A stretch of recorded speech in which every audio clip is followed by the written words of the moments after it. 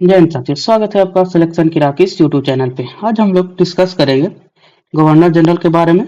इसके कार्यकाल को देखेंगे एवं इनके शासनकाल के दौरान हुए महत्वपूर्ण कार्यों को देखेंगे। इससे बहुत सारे प्रश्न एग्जाम में पूछे जाते हैं। अगर आपने अभी तक हमारे चैनल को सब्सक्राइब नहीं किया तो जरूर सब्सक्राइब कर ले।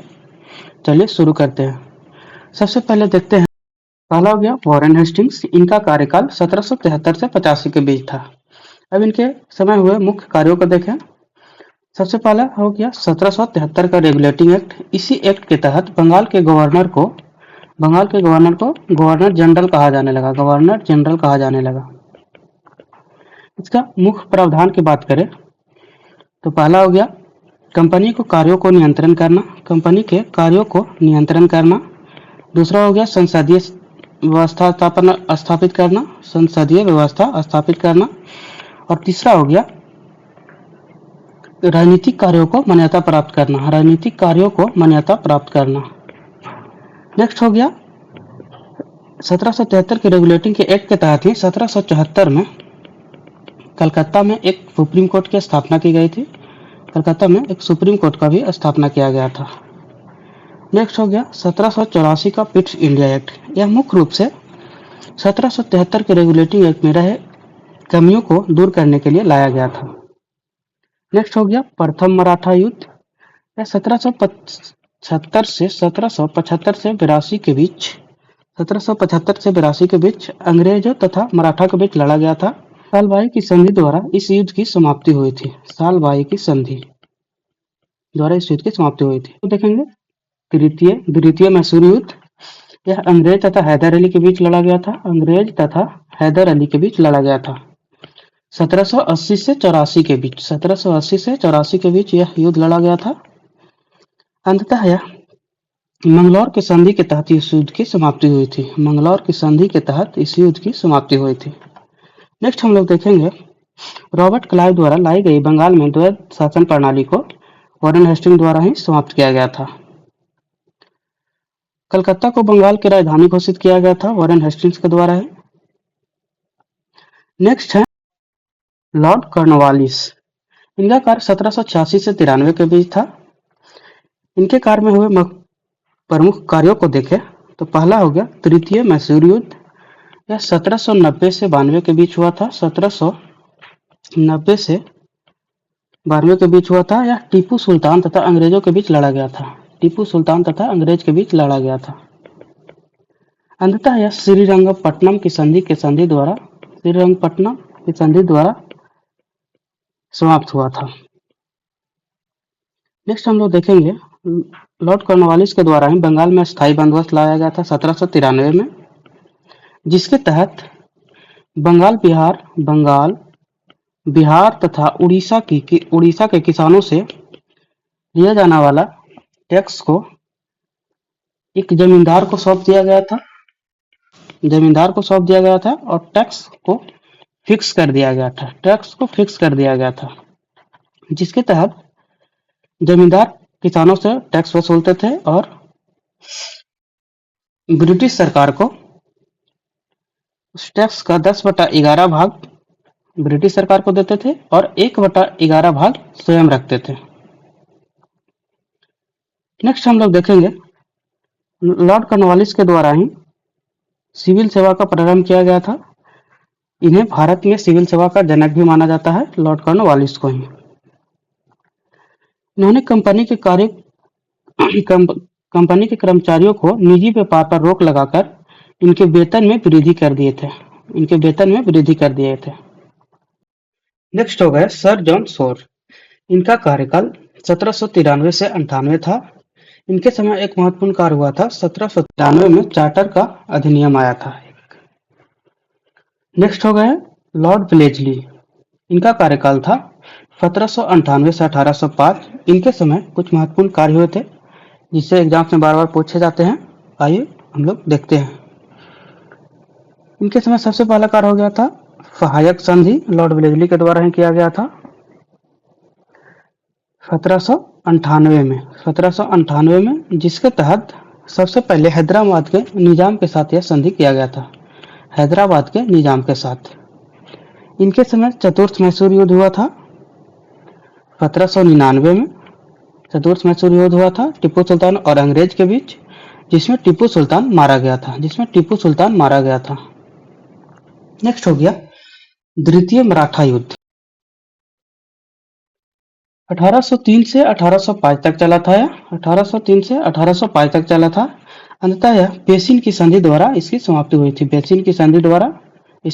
हुई थी। नेक्स्ट हो गए सर जॉर्ज पार्लो।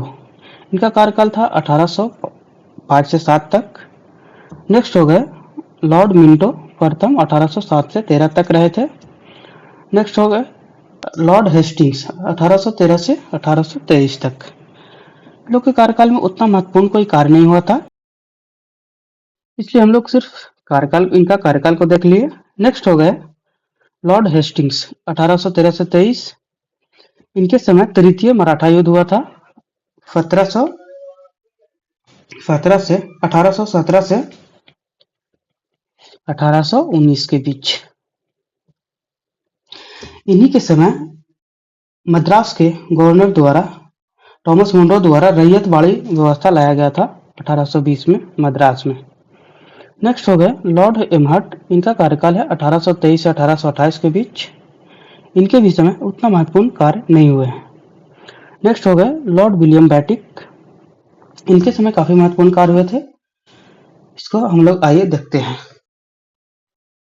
पहला हो गया सती प्रथा पर रोक। दूसरा हो गया ठगी प्रथा पर रोक। ठगी प्रथा का भी अंत इन्होंने किया था। ठगी प्रथा का अंत 1833 में एक चार्टर अधिनियम आया था। इसी के तहत बंगाल के गवर्नर जनरल को भारत का गवर्नर जनरल कहा जाने लगा। भारत का गवर्नर जनरल। तो अगर पूछेगा कि भारत का प्रथम गवर्नर जनरल कौन थे, तो लॉर्ड विलियम बैटिक।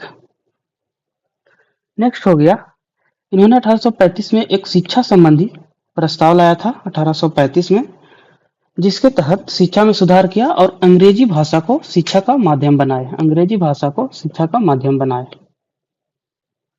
नेक्स्ट हो गया लॉर्ड मेटकॉफ। इनका कार्यकाल था 1835 से 36। नेक्स्ट हो गए लॉर्ड एक्लैंड 1836 से 42। नेक्स्ट हो गए एलेनबरो 1842 से 44। नेक्स्ट हो गए हार्डिंग 1844 से 48। इन लोग के समय कोई उतना खास काम नहीं हुआ था जिससे एग्जाम्स में पूछा जाता है। इनका केवल कार्यकाल को देख लेते हैं, वही एग्जाम्स के लिए काफी है। नेक्स्ट हो गए लॉर्ड डलहौजी। इनका कार्यकाल 1848 से 56 तक था। इन्हें आधुनिक भारत का निर्माता भी माना जाता है। आधुनिक भारत का निर्माता। इनके कार्यकाल में हुए प्रमुख कार्यों को देखते हैं। तो सबसे पहला हो गया द्वितीय आंग्ल सिख युद्ध। यह 1848 से 49 तक चला था।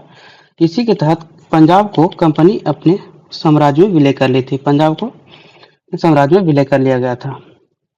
नेक्स्ट हो गया व्यापक का सिद्धांत यानी डॉक्ट्रिन ऑफ लैप्स, जिसे राज्य हड़प की नीति भी कहा जाता है।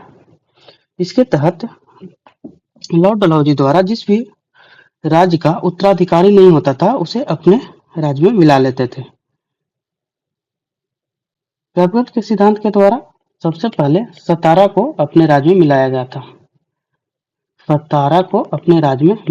था।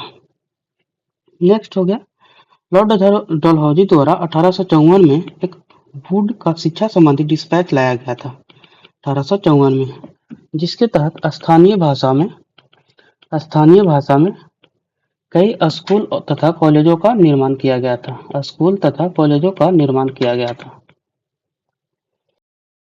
1853 में डलहौजी द्वारा एक रेलवे मान्यता पत्र लाया गया था, जिसके तहत भारत में प्रथम रेलवे चलाया गया था। भारत में प्रथम रेलवे बम्बई से थाने के बीच चला था।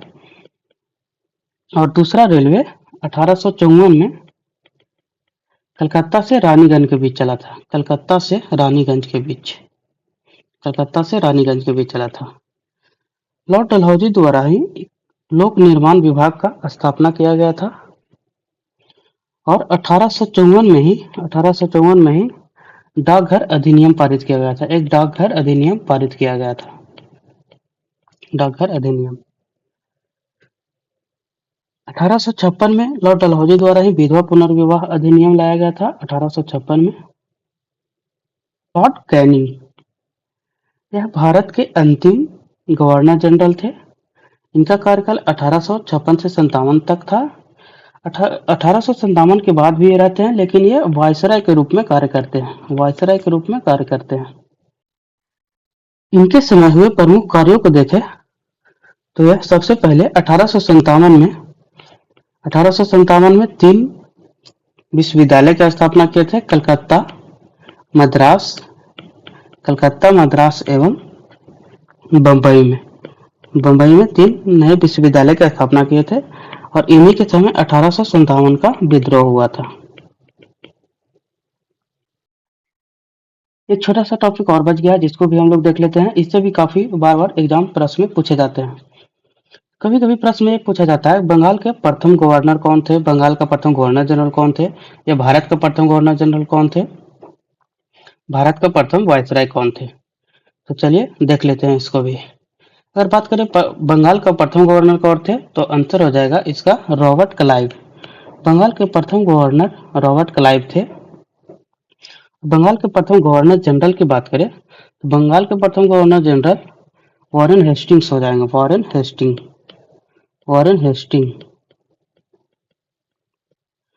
और अगर भारत के प्रथम गवर्नर जनरल की बात करें, भारत के प्रथम गवर्नर जनरल लॉर्ड विलियम बैटिक हो जाएंगे। विलियम बैटिक। और अगर भारत के प्रथम वायसराय की बात करें तो यह लॉर्ड कैनिंग हो जाएंगे। Lord Canning. उम्मीद करता हूँ सारे गवर्नर जनरल आप लोग को अच्छे से समझ में आ गया होगा। इससे संबंधित जितने भी एग्जाम्स में प्रश्न पूछे गए, आप लोग अच्छे से उसको बना पाएंगे। वीडियो अच्छा लगा हो तो चैनल को सब्सक्राइब करें। मिलते हैं नेक्स्ट वीडियो में, तब तक के लिए जय हिंद।